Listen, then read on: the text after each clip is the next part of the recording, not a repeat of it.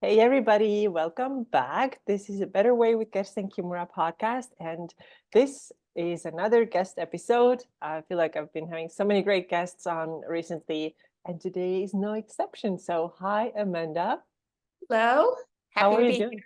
Yeah, here. yeah, so cool. I'm so glad that you are here and that you're ready to share your experience because your experience is amazing. So, what we're talking about today is yes, fitness and nutrition, but also we're talking about something called the mind-body syndrome that kind of really impacted your life for 13 years, and it was a lot of work for you to first understand it, to overcome it, and then you were ready to return to fitness and get some really, really amazing results. So this is my short introduction, but how would you like to introduce yourself? Well, my name is Amanda Boyd. I'm a mom to an almost 11-year-old, and I have a dog and a husband. And yeah, like you said, I had about 13 years of chronic symptoms, chronic illness, and the past few years I've switched to the mind-body side. And I've gotten amazing results. And then I started working with you and got even better results. Mm-hmm. Yeah. So this mind body issue that we're going to talk about today, and I'm sure you're going to share a little bit more, but this is how we met. So it Mhm. is a tough thing, it's a really hard thing. It's very, very difficult to overcome, but there's always bright side to everything. And one of them is that we met in one of those groups for these people who are dealing with mind body issues. And your mind body syndrome was mostly chronic fatigue, right? Yeah, it was kind of a variety of things, but Mhm. it actually started with sinus pain and pressure. I Mhm. thought I just had a sinus infection and all the traditional treatments weren't working. Mhm. So then I got passed to the allergist and getting CAT scans and kept going and going. And then new symptoms developed, fatigue, all over pain, joint pain, weakness, headaches. And then over the years, I developed even pelvic pain, double vision, peripheral neuropathy, gut issues. It was pretty much all of my body had symptoms at one point or another. That is so intense. So, at what point did you realize that, okay, maybe this is not a physical thing, and maybe there's a different approach to healing myself? So, yeah, that's a good question. I tried everything. I did a lot of the naturopathic, holistic doctors. I worked with many specialists, tried every diet, supplement. I had two surgeries, did everything, chiropractic care, acupuncture. Nothing really worked. And I guess it was the summer of 2020. I was things came to just got really, really bad. I got a Mirena IUD because at the time I was diagnosed with endometriosis and I tried all the traditional treatments. I tried like the surgery, physical therapy, all of that, and nothing was getting better. And so my doctors wanted me to try the IUD as like one last effort before getting a hysterectomy. And so while I got that, I had a lot of fear around it. And so that definitely impacted my experience because all of a sudden, all these other new symptoms came up. I started having bladder issues with urgency and frequency and chronic UTI type of symptoms. And then I started having more pain. And one day I was driving home from a chiropractor, and all of a sudden my vision went completely double. And instinctively, I like closed one eye and I was able to see okay. But that symptom was really scary for me. I was like, oh my gosh, now my vision is impacted. And so I was in a really, really hard place, Mhm. just pretty much in bed because I was pretty immobile. And I also had pelvic pain and spasms. And I was in a place where I was reaching out to people on Instagram, trying to find, did anybody else have an experience like this with these IUDs? Because I still thought the double vision, everything was from the IUD. Mhm. And somebody told me, she's like, have you ever heard of TMS or mind body syndrome? And I was like, no. Mhm. And so she directed me to Nicole Sachs' Instagram Mhm. account. So I started, reading her work, listening to her podcasts. I started doing what she calls her journal speak. Mhm. And during one of my journal speak sessions, I kind of went through some kind of hard feelings that I kind of, repressed for a very long time. Yeah.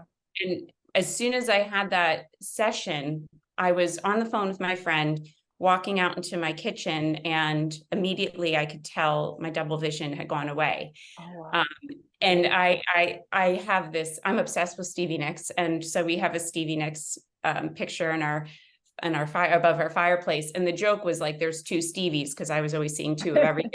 And so I'm on the phone with my friend. I'm like, there's one Stevie. And she's like, what are you talking about? And I was just crying because I knew, like, this is it. I tried everything else, and it made more sense to believe in that than to think my whole body was just broken and damaged, So once I saw that and had that change, it didn't click immediately, but I knew I was on the right path. Yes. And so I knew this was something to look into.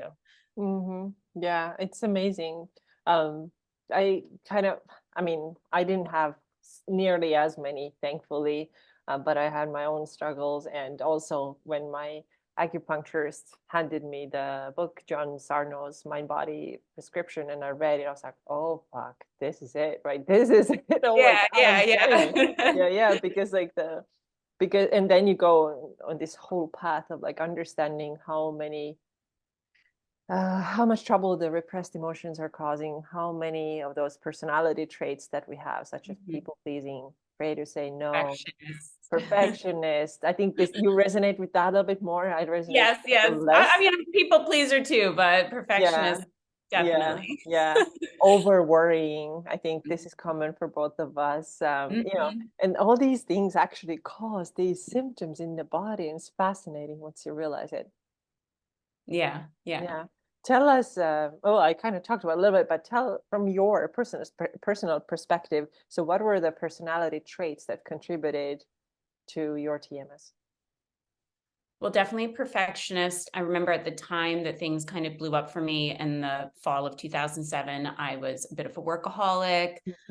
And I was also, I was going to the gym. I actually worked out with a personal trainer before my wedding, because I wanted to be in shape for my wedding. So I was trying to keep up with my workouts. I was working, just doing everything. And I know that definitely, I'm an overthinker. And worry, like I was worrying about this interview. I just worry about anything. And the people pleaser too, like afraid to kind of stand up for myself and take care of myself and do what I need to do. And a lot of those, Okay, so thing. The personality trait is one thing. What else do you feel like caused this situation for you?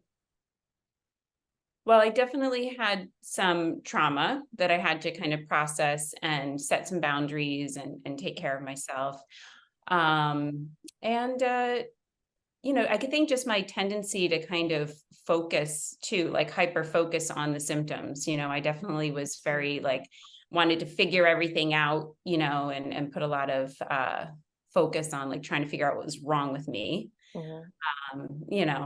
Yeah, I feel like this is such a difficult thing about TMS, because we are people who want to figure out and control things, and we're so used to like, okay, you put in effort, you get the result. But with this one, it's not, because until you haven't realized that it is your brain and your nervous system that's doing it, you're thinking, I'm just gonna go and see the chiro, I'm gonna just go to see this doctor, they'll fix me, and nothing works. And this is like such a hopeless and like it's really hopeless feeling. Right. But I kept trying to find something I was like afraid to let go. Like I had a very restrictive diet for all of and when things wouldn't work, I would cut more things out. Like, oh, maybe I'm not doing the diet strictly enough to I went a whole year without any sugar. Like I think I only let myself have green apples and lemons as fruit. Oh my God, what a torture. It was just like protein and carbs. I mean, protein and vegetables. That was it. And I kept trying because I just was desperate. Like I wanted to try anything. So I definitely think having that kind of focus definitely was not a message of safety for my brain, and it kept me in high alert, Exactly. Yeah. So you mentioned that you found Nicole Sachs, and this is where your healing started, but it was far from the getting over this. So that still took several years. So tell Yeah. us, what were the main tools that helped you, and maybe also some people who helped you along the way? Well, yeah, so I definitely started with the Nicole Sachs route, but I was still kind of unsure. Like I remember my doctor, the double vision went away, but then it would come back at night. And so my doctor, my neurologist and neurologist wanted me to get this lumbar puncture to make sure there was no problem. And so I was kind of like in this in-between stage where I believed in it, but I wasn't quite sure because I was still coming back at night. And so I went to do this appointment to have this testing. And it's a pretty involved test. Like you have to lay down flat for like a long time. And I was really nervous about it.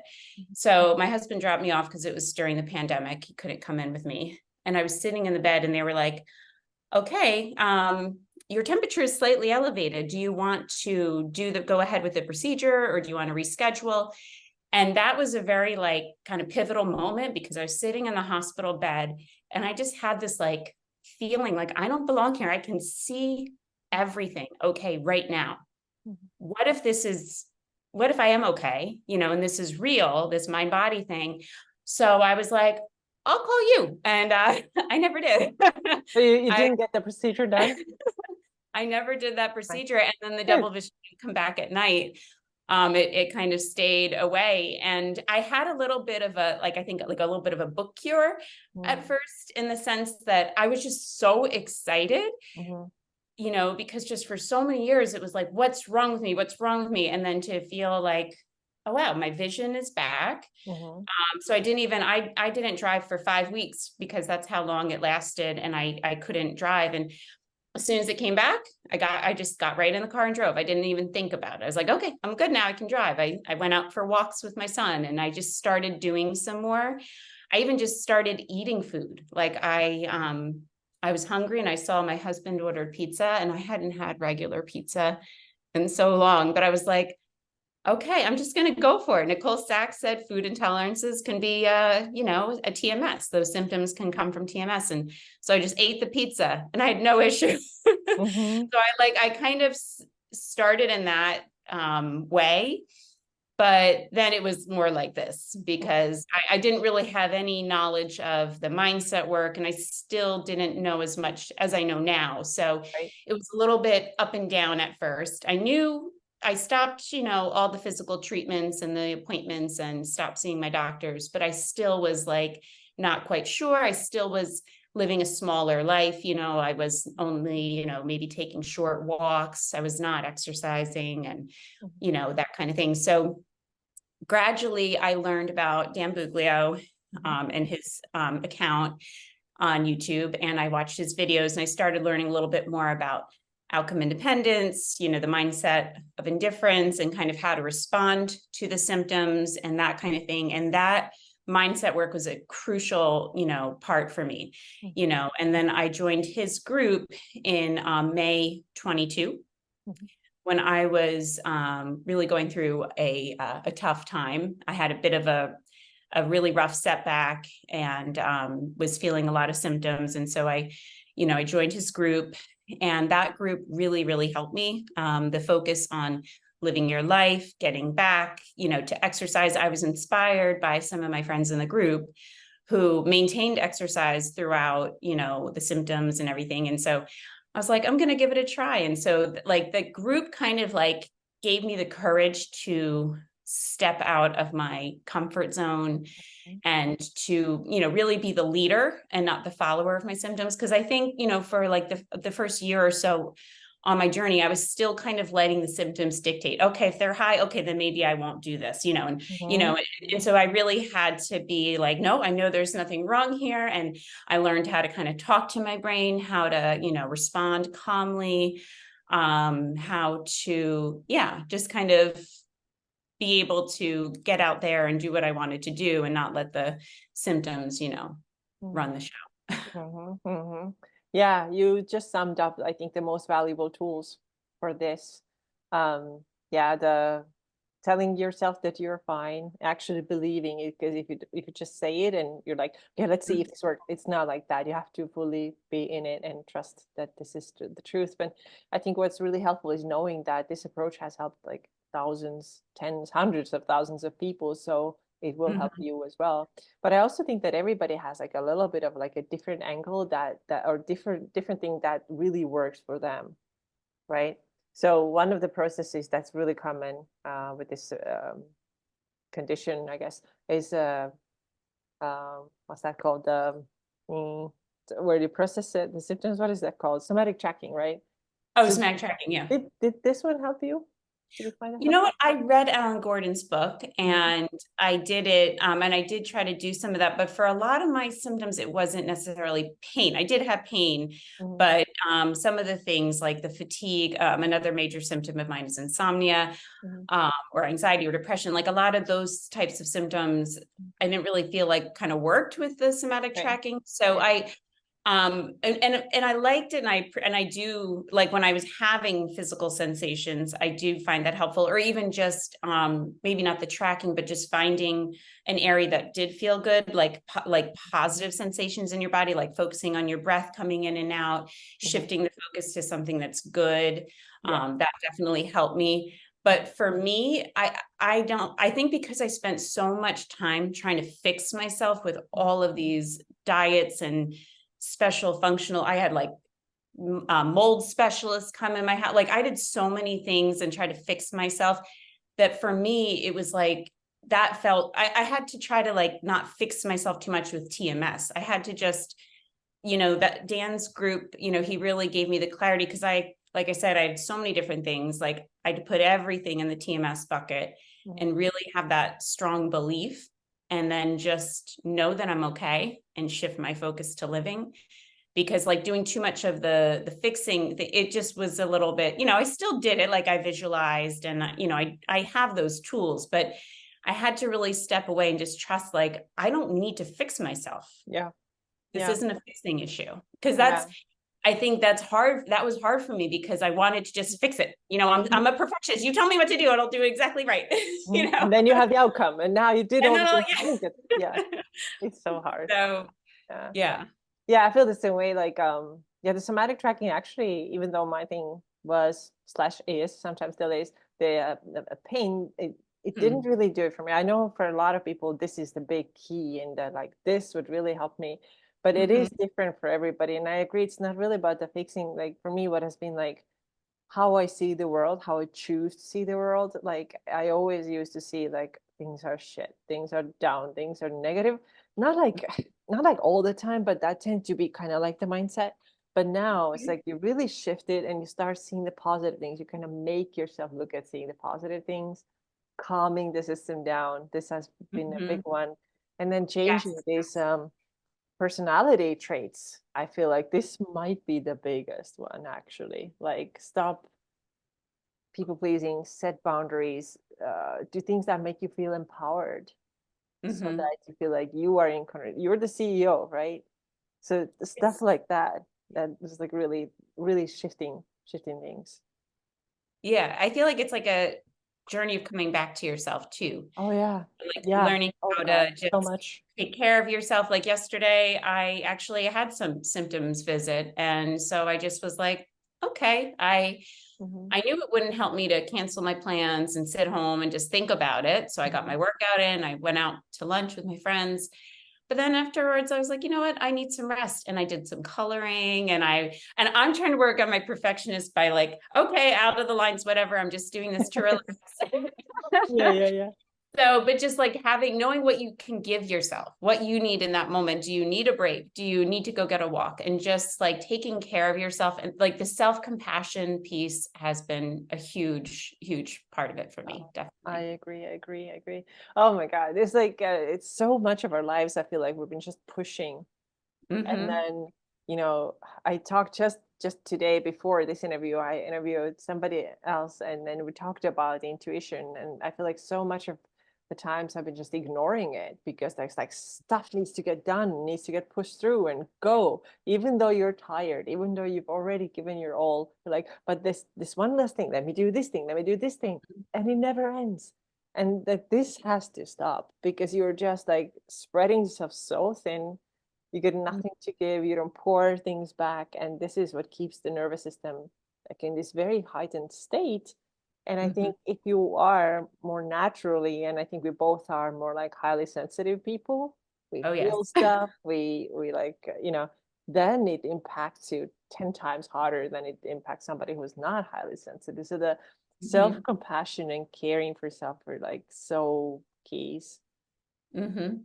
Yeah. Okay, so at some point you started to feel a lot better and you thought, well, why don't I try out this exercise thing? So tell us, how did things go regarding that? Well, so the reason that my main motivation, if I'm going to be honest, to exercising. So like I said, I was eating very restrictively, Mm-hmm. very like a paleo type diet for about 13 years, very different variations, AIP, more keto, blah, blah, blah. But I avoided gluten, sugar, dairy, legumes, all these things, nightshades. And so once I like ate that pizza, and I realized, oh, I can just eat regular food again. I Yeah. went a little nuts. Yeah. Yep. That It was happens. so fun to go to a restaurant and like order whatever I wanted on the menu, because I used to like order things, but like take multiple things off and get things on the dressing on the side. It was so boring. So I definitely put on a little weight. And there's this picture I took on vacation, and I was like, oh, I didn't realize that I'd really Mhm. kind of had a little too much fun with my eating. So, and I was inspired. That was around the time I joined Dan's group. And so some of my friends in the group were exercising. And so I started with just trying to move a little bit more. Like I'd already been walking. I had a puppy at that point, and I was already, doing dog walks and things like that. But I started just with some like YouTube videos. Like I found these like 10 to 15 minute, they were not strength training. They were pretty much, they're called like walking workouts, and they're pretty much like a cardio, like a gentle cardio kind of thing. But it was a good way for me just to like give it a try. And I did a lot of Dan has a video on his YouTube channel, the steps to resuming activity. And I used a lot of those tools and, I guess the encouragement too from people in the group. And so I felt motivated to give it a try. And so that was like a good way to kind of ease into it. I didn't go right into what I'm doing now with you. Like I eased in. Mhm. And then I tried to add in weights towards the end of the summer. So like around August of 22, I started doing some more strength training videos on YouTube, and I was using just 5 pounds. Mhm. And they were like 30 minutes long. And so I was doing that, and it was going well. But then, and then I even started taking some of those bar method classes. Mhm. And I did that. Like one week I went 4 times in a row, and I was like so proud of myself. And then I hit a really bad flare, Mhm. and double vision came back. I felt very fatigued and depressed, and the fibro, just like all of it kind of came back. And I would still, if I could, take a walk, walk my dog, but I stopped exercising immediately. And that was kind of the pattern that had happened before, before I learned about TMS. Like I occasionally would try exercising, Mhm. then as soon as things got worse, I'd stop. Mhm. And so the fall and the winter, I kind of pulled back. And Mhm. then I was just easing back into it like last April. And that's when you and I started like chatting more. Mhm. And I remember like watching you in the calls. You were always like, it was always so dark and cold in New Jersey, and you were out in the sun walking. And I and you were talking about your like what you do for a living, your profession. And I was like, oh, I got to talk to her about exercise, because I was all like proud of myself with my YouTube videos. And then I like texted you. You're like, Amanda, these are, you're not going to get the results with these videos for many good reasons. Like you said, like doing the shorter, because there was a lot of those just like doing one movement for a certain amount of time, pause, then do another one. There was not a lot of rest breaks, Mhm. and it was moving very fast. But it was just, for me, it was my way of kind of easing into Mhm. it, because I Sure. didn't really know what to do. And so you gave me some workouts to try, Mhm. and I just, yeah, I got like hooked pretty quick. I really loved the layout, the way the workouts were, how you get the rest in between, and just, I don't know, just everything. I just liked it so much more than the YouTube video workouts. I still, stuck to the 5 and 8 pounds for a bit. And then, you encouraged me to get the adjustable weights, and I kind of built my little home gym from there, got a bench and yeah. Your home gym now looks really impressive. It's I like it. Yeah. Yeah. Next step, once we get to barbell training, your entire world is going to change again. I promise you that. Yeah. But we still have time till we get there. Still have time. Yeah. For now, the home workouts is a necessity because my life is a little stressful and busy right now. So it's the only way I can get the workouts in. Sure. And it has worked really well for you. So you have been following Train to Build, right? Yeah. So we started talking in April, and then that following May, I looked it up because I was trying to remember when I started, but I signed up for Train to Build in May. And I remember, like, even when I started, I was starting to have some more of the flare-ups, and like, even with some of my sinus things, like sometimes when the sinus flares come on, at first I have trouble. Is it a sickness or is it TMS? Like, and it kind of could be tricky for me to figure out. And, so I definitely, there were things kind of like up and down like that as I started. Cause I think, your nervous system can almost be like, whoa, wait, what are you doing? Like, this is, like, hold up. So, and so I just had to respond like, it's okay, and ease in. And then once I like kind of got over that little hump, I was like, I've been lifting like 3 times a week, unless I'm sick, since, May. Yeah. So it has been 10 months now. Yeah. Okay. So at some point, you also started to dial in your nutrition or getting more interested in that. So what happened with that? Yeah. So I think you had the June challenge on your Fit and Fueled group. And so I was doing that. And, I remember having a conversation with you before that even started. We were talking about nutrition, and I was like, I can't do anything super, I ate so restrictively for so long. I can't do anything like that. And you were like, just focus on protein. And so like we eased in, and I think that really helped me, like having an approach that was just not like immediately everything changed. It was like I added in the workouts, we worked on my protein, and then I did the challenge in June, which was like making sure you get the fiber, also getting your steps, and then, keeping up with the protein. And after that challenge, I remember feeling, talking to you, and you were like, well, if your goal is to lose fat, we may need to work on the nutrition piece. And I was like, okay. So hands were shaking, but like, okay, sign me up then. Okay, and I remember you had me track for a week first, and I was so good that week. Like, I was like, she didn't really see the real, like how I was really eating. So I'm like, I'm not eating Girl Scout cookies and all that stuff in there too. So I did get a little healthier, but it's still, you were like, oh, your fat's a little high.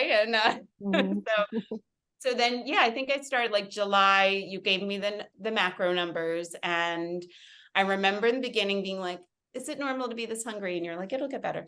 And it was actually really fine. Like it wasn't too much of an adjustment. I think the fact, I have never really, other than eating restrictively because of my health for like what I thought was helping my health, I've never really dieted. I was always like, skinny fat kind of person. So like, I could just eat, and I was able to maintain my weight. And then I think what helped me during the years of all the symptoms is eating such a clean diet. I just didn't, I was able to maintain my weight. But then as soon as I started eating everything again, right. It was not good. So, and I feel like I actually have a food freedom through the tracking now, because I understand, like, there's nothing that's off the table. Like if I want to have a little ice cream is like my dessert. So, my son loves, to have all these traditions. And so we have our Sundays in our house. And so like I'm not going to have a Sunday like him, but I would, scoop out a little ice cream. I'd plan it, track it. And, I was able to give myself those treats. So it was not the super restrictive, I'm still eating bread. I still eat regular cheese. It's just the amount of them. And I feel better. I feel better when I eat protein. I have a balanced meal of protein, some, vegetables and lots of fiber, and then like a healthy carb. That's how I just feel better eating like Mm. that. Yeah. One thing you mentioned, and I think I know that this is the reason why you have had very successful weight loss, and we can talk about the numbers in a second. But the Mhm. reason why it has been so good is that you didn't diet. Like the period where you gave yourself this freedom, um, Mhm. it means that you were not like over dieted, over restrictive, because those people who have been on diet after diet constantly, they don't respond as well to a calorie cut as you did, because you come from like a higher place, and then that's why you've been so successful. So do you want to tell people how much weight do you have lost, and the inches too, if you remember? I know you sent Yes. it to me one day. Yeah. Well, I sent it to you and I was like, I can't believe this is real. Um, so I lost 22 pounds. Mhm. And I tallied up all of the measurements all over, and I lost 27.5 inches, which Mhm. just still seems crazy to me. Like 5 inches around my belly button, 5 inches around the smallest part of my waist. Like I just, Mhm. it was really hard for me. I was not the best about taking pictures on a regular basis. And I honestly thought, like, the pictures I took in November, I thought I still looked like that. And then when I took them pictures, the other day, I was like, oh my gosh, like it's really hard to tell sometimes. So for those that are doing it, be better about taking the pictures. It does help. Yeah, yeah. And they are so important because we don't see the difference like Mhm. day-to-day life. You see yourself every day. But Mhm. if you see the pictures that are taken like 4 or 8 weeks apart, it becomes very obvious. Or somebody who hasn't seen you in a long time, Mhm. like, oh my God, right? You've changed. Yeah. Yeah. Yeah. Okay. So this I've has had been people say they didn't recognize me. Like, right. I anyways. know, right? Very cool. So this is all super fun, losing the weight, getting fitter, obviously, building muscle and all that. But what I really like about your story is also the sense of empowerment that you've gotten out of it. So would you talk a little bit more about that as well?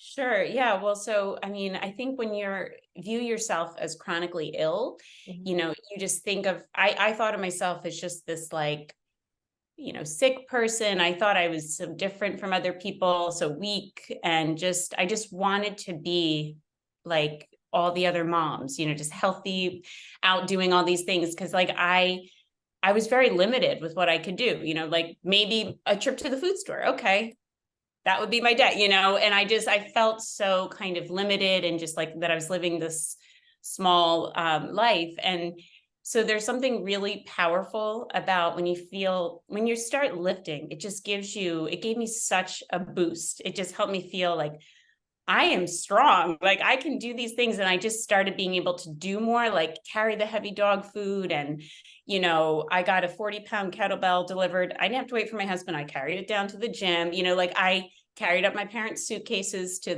from the garage all the way up to the second floor. I'm just realizing like all these little things, like I am very strong, and it's just very empowering to just have that shift. And now I feel like I know I'm the healthy, strong version of myself that I always wanted to be. And that really is like, there's nothing better than feeling that, just feeling like I have energy again. I have my life again. And it just fills me with so much hope that, like, what else can I accomplish? And like, what else am I going to be able to achieve? Just kind of makes me feel like I can, accomplish goals that I set out to do, so it just kind of really gave me a big boost. Right. It's kind of switching from that victim mindset to like, I'm the boss here, right? I Yeah. do what Yeah. I Take want to power. do. Yeah. Yeah, yeah. And this is, I feel like I talk about it a lot, but it's so good to hear it from somebody who has experienced it also, not just me saying it all the time that, but I feel like for number one, for women, like lifting Mhm. weights is important for exactly this reason. Because Mhm. I mean, we haven't like historically necessarily been in power and like feeling strong about ourselves. And number two, I think for whom this is very important is just like you said, recover from these chronic issues. Just like more sensitive people who may feel like they are weak or may not have this Mhm. belief in themselves that they can do hard things, and they just are used to seeing themselves as like physically weak as well. But what I'm finding is that this, like, it's so interesting how it kind of carries over from the physical to Mhm. mental, right? When Oh, you move the heavy weights, right? It's very it much carries over. Yeah, yeah, no, 100%. It helps your mental, like just feeling strong enough to handle, stressful situations or whatever. It gives me like a calm Hmm. and just centered and just strong feeling Hmm. after a workout where I just feel like I can handle whatever, comes my Yeah. way. Whereas I Yeah. used to never feel that way. Yeah, it's the complete opposite. Right. Oh my God. It's really awesome. It really is like a personal development tool. I think so. Hmm. And the physical stuff, it's so amazing. It's so cool. But it's interesting to me that a lot of people start out, they start lifting because they want to transform their body. And then it's typically after like a couple of years into it, let's say 5 years into it, you realize I'm going to the gym for this. It's like the mindset and that type of empowerment it gives you. That actually almost becomes more important. Yeah, no, like I almost skipped my workout yesterday because I was a little tired and I was like, no, no, like I knew that it would help me. And Hmm. even if I had to lift a little lighter because I was tired, that's okay. Hmm. It's better to do that than to not do anything. And it definitely helped me get through, a harder day. So Hmm. I know that without a doubt. This is the longest too that I've ever consistently done any type of like exercise, especially strength training. Cause like I've tried, like I've said, I've dabbled in it before, but I'd always like after a few months, like stop or just had an end goal of like wanting to look good in my wedding dress or something. Hmm. But now I don't really have an end goal. I just want to keep doing it because it's just Hmm. makes me Yeah. feel good. Yeah, the end goal, I mean, it's training for life, right? That's what it is. Mhm.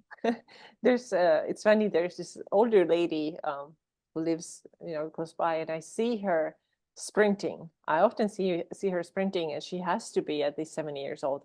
And she goes, and then she jogs back to where she started, and then she goes and sprints again. It's kind of like interval training. And then one day probably like 40 years younger than she is. I was walking, doing my slow walk there. And then I just got curious and asked, hey, what are you training for? And she just gave me this like really weird look, like, what kind of question is that? Life, my health. And then she's just moved on. She was like very abrupt about it. She was like, all right, I'm not gonna mess with you. It's so funny, but it's true for life, for health, Mhm. for your just well-being in general. Yeah. Yeah. So tell us, what are you working on next as far as your fitness? Uh, My fitness, well, I mean, I want to keep, obviously, I have like set goals, in terms of like, I really want to be able to do push up from a full mhm, push up on the ground. Right now, I still need to do them elevated. mhm, And so, I have goals like that. Of course, I want to keep being able to lift heavier and eventually be able to lift some barbells and things like that. So, I mean, I don't know. I just want to keep going with it and see where it takes me. I'm very passionate about, MindBody. And so I'm not sure if that's going to take me, in terms of, I'm trying to think of career wise, if that's ever something I'd want to do. So I'm thinking about that. And I feel like just having this experience gives me that confidence to know like, okay, I'm 44, but I still can start over. I still have a lot of my life left to live. And, it's just empowered me. mhm, So mhm, I'm not quite sure, but we'll see. mhm. Things will come when you're ready. And Yeah. also, the power of intention, I think, is amazing. Like if you set something out every morning a little bit, like you're starting to notice that life is starting to direct you in this direction. So maybe that's something that you can use as well. Yeah. Yeah, definitely. Yeah. So what kind of closing words would you have for somebody who is maybe in a similar position where you were, let's say, even just 5 years ago? Well, 5 years ago was, yeah. So I would just say, start where you are, like you need to, if you're somebody in the TMS world and you're trying to get back into um, exercise and especially strength training, just really get that solid mindset.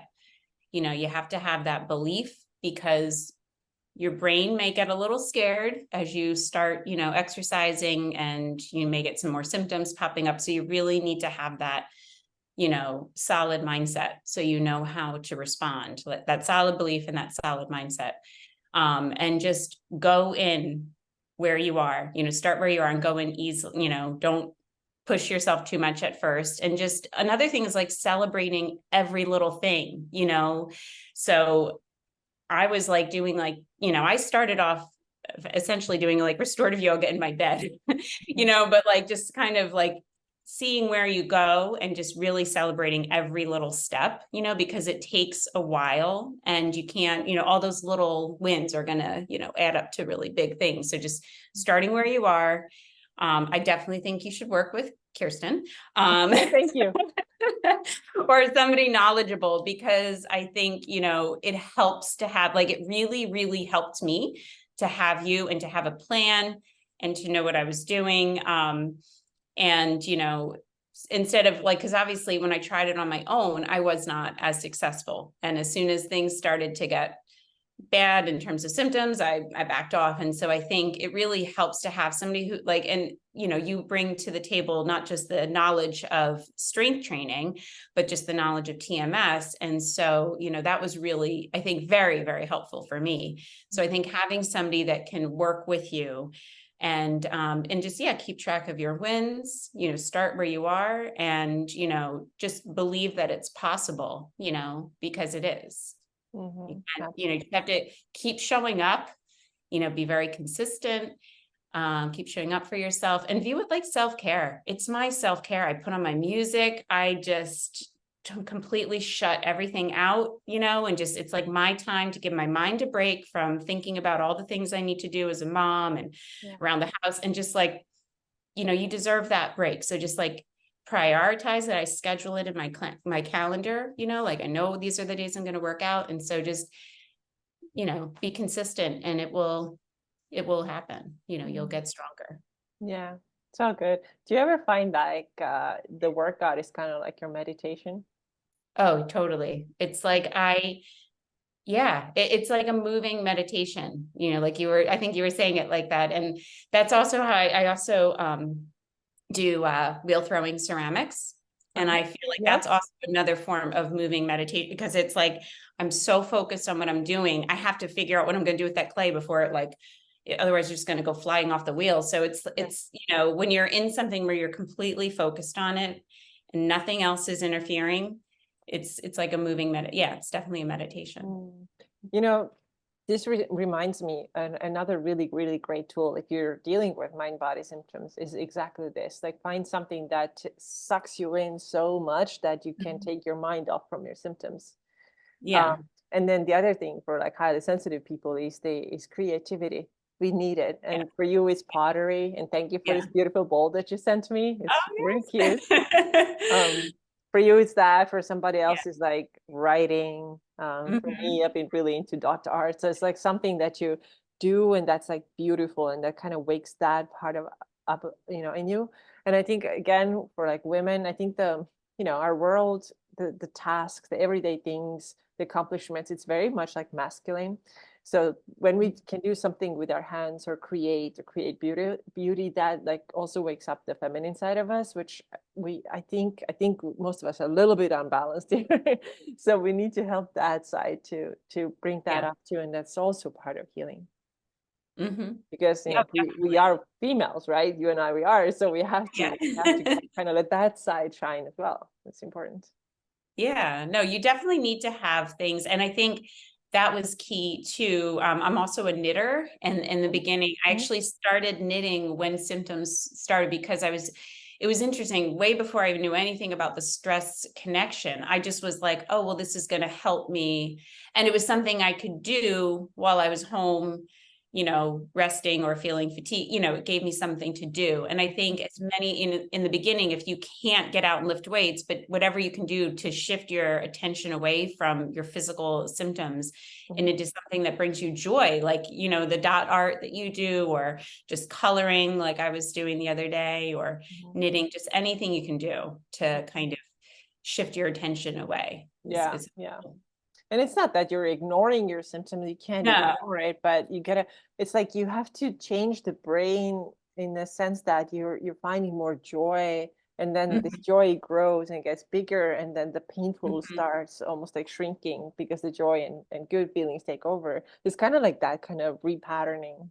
Yeah. Yeah, that's it's like they start to get quiet. That's how I Mhm, felt like, like the symptoms get quiet and you're not because you're not ignoring it, but I've even said, out loud to my brain, like, okay, I understand what's going on here, but I'm gonna go do this and you can come, symptoms can come mhm, along, whatever. I'm gonna go to lunch. I'm gonna go do this. mhm, And because in the beginning I would get some symptoms. And in fact, I even had some like new little foot symptoms when I started lifting. And I'd say, okay, well, I'm going to go do this. I'm going to do my workout. And I had to just, kind of acknowledge that it was there, mhm, accept it's there, but then say, okay, but I'm going to still do this. So it's definitely not ignoring it, because mhm.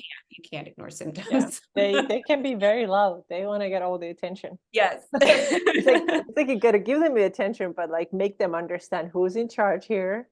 And I'm Hmm. not gonna let you boss me around. But you still Yeah. gotta be kind of like, it's such a delicate balance. It's like I have to be gentle but firm with your Hmm. symptoms, right?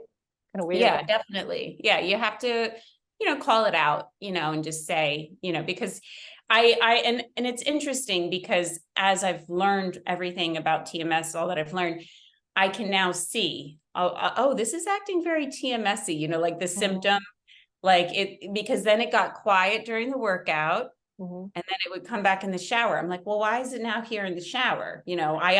I was just walking, did the workout, no problem. So like when I could really see the inconsistencies and then it was Yeah. not a structural thing, Mhm. that's really powerful to help be able to call it out too. Like when you Yeah. see, Yeah, inconsistencies. I remember Dan used to always tell us that if injury happens in the moment. It doesn't like yeah. secretly sneak up on you once you finish the workout, you're taking a shower. This is not And that's what that's happen. what I said. I'm like, if I hurt my foot, it would have hurt me when I was squatting, not when I'm like in the shower Right, shampooing my hair, right, right, So right.